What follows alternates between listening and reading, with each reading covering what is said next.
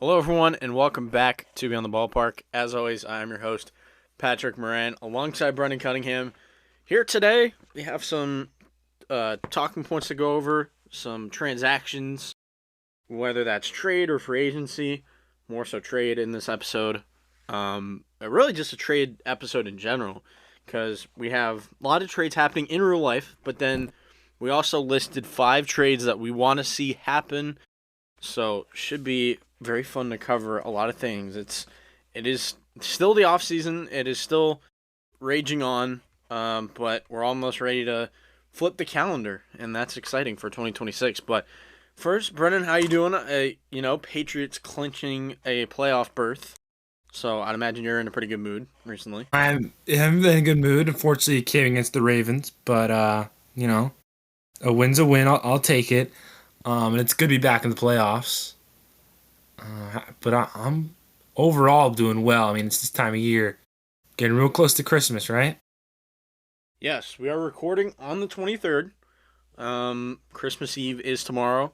So, yeah, it is truly the holiday season. Obviously, very disappointing to see Ravens loss, but I am happy for the Patriots. Don't have too much against them, so just crazy coincidence. I was hoping they were going to clinch the North against the Bills, but that didn't happen. East. Oh, East. Whoa, that's in a Ravens headspace, but yeah, that it was tough to see the Patriots blow that one. I don't know if you were watching it.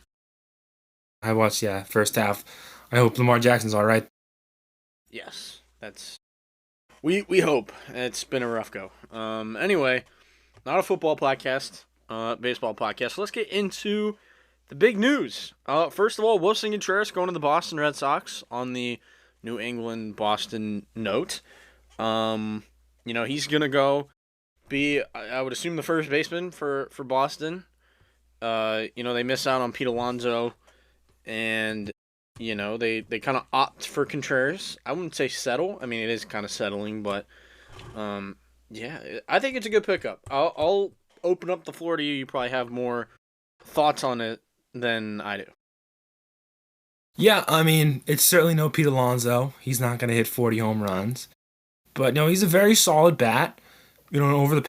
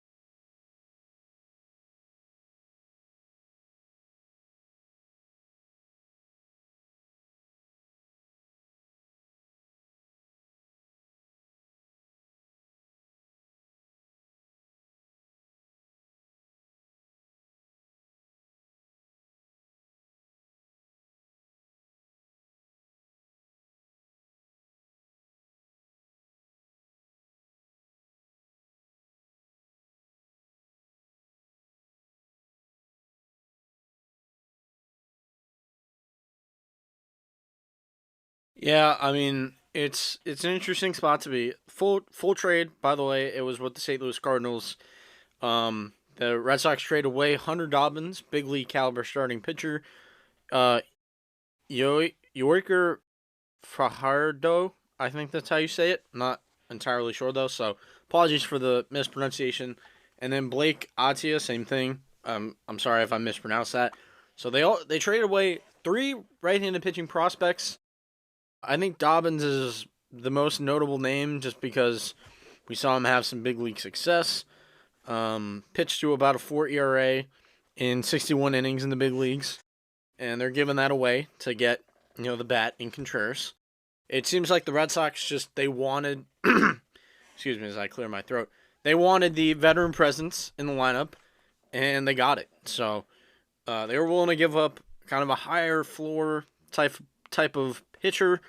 They've sent 2 of those types in Dobbins and Richard Fitz over to St. Louis as the Cardinals get some decent pitching back in the rotation to try and get better for the future. So yeah, but yeah, the ad of Wilson is very intriguing because it's what you talked about. What does this do for Tristan Casas? I still think there's talent in that bat. There's obviously potential, but the Red Sox just were kind of tired of him getting hurt, the inconsistencies at times. It feels like it's kind of similar to what the Orioles just went through with, signing up Pete Alonso, and they already had Kobe Mayo, who was maybe looking to get that spot full time. So, what are those two guys going to do now?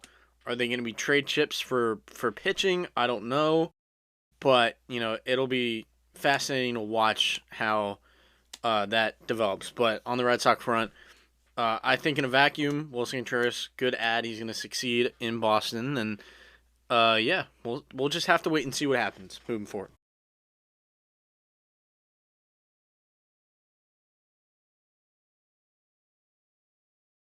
Um, and then what do you think it does for Bregman? I know it doesn't directly affect him position wise, but maybe paying the money for that Bregman is demanding.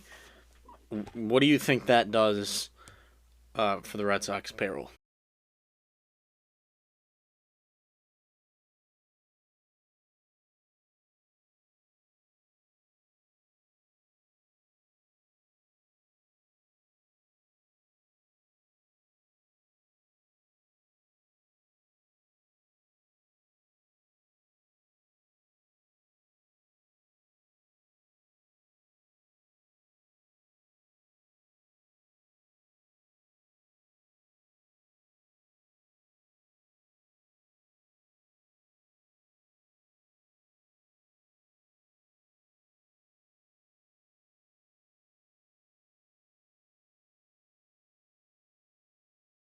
Yeah, I would agree. I think Bregman bringing him back very important. Overall, I just thought of this concept. What would you grade the trade? Yeah.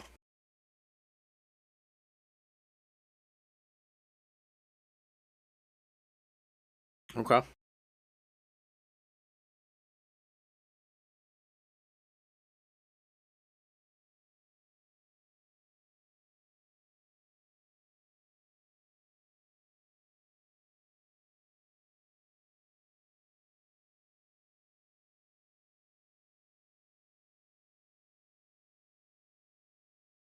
Yeah, but I will say that you would probably have on the depth chart Connolly Early and Peyton Tully over 100 Dobbins, correct?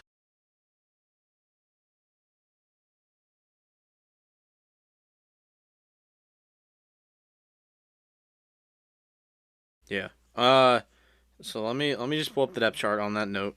Um, see what it looks like. I mean, obviously you have Crochet at the top, and you traded for Sonny Gray, and then you have Brian Bayo. I think that's a firm three right there. And then you're hoping for a Tanner Houck bounce back. You have Peyton Tolley, you have Connolly Early in the mix, Cutter Crawford, Patrick Sandoval coming back from injury, and then Kyle Harrison still hanging around. You have a Johan Oviedo. Maybe they try and do the starter thing with him. I don't know, but the Red Sox.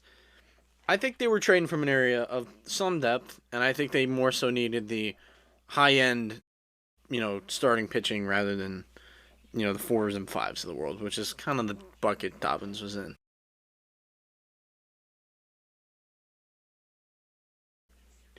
Team you mentioned that the Red Sox will be competing with in the AL East that is trying to bounce back, the Baltimore Orioles. They went out and got Shane Baz from the Tampa Bay Rays in exchange for Slater DeBrun, Caden Bodine, Austin Overin, Michael Ferre, and then they gave up a comp pick, which is in the 30 to 40 range of the draft. That was a bit of a shocker. The Orioles normally do this. They keep it pretty tight, close to the vest. That's Mike Elias's MO.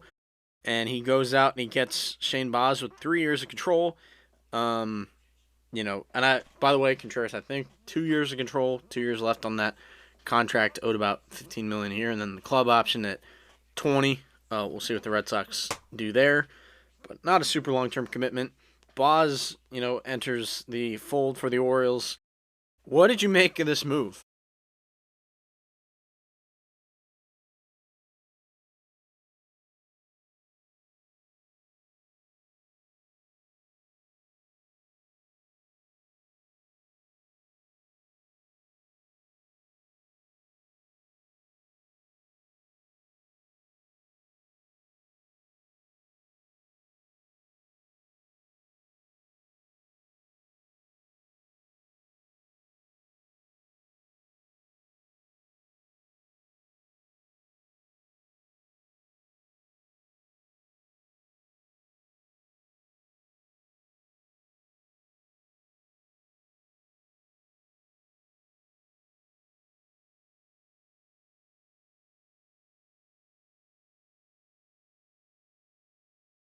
Yeah, I'll say with Boz, obviously the stats don't look great on paper, but throwing a lot of innings is a good sign.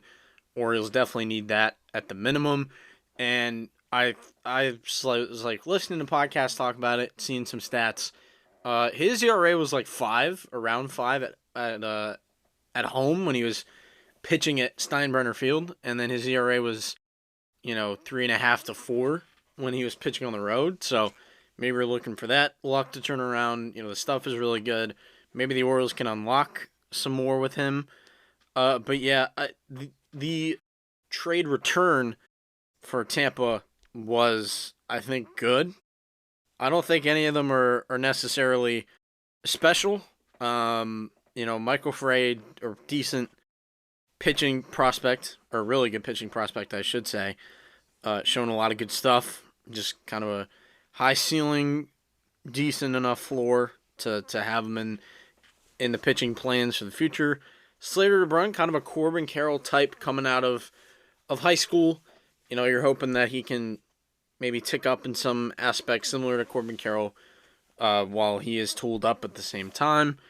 But, it's obviously very hard to be a Corbin Carroll type, or at least achieve that type of ceiling. You have a Caden Bodine, one of the best catchers in college baseball with Coastal, or defensively at least, one of the best.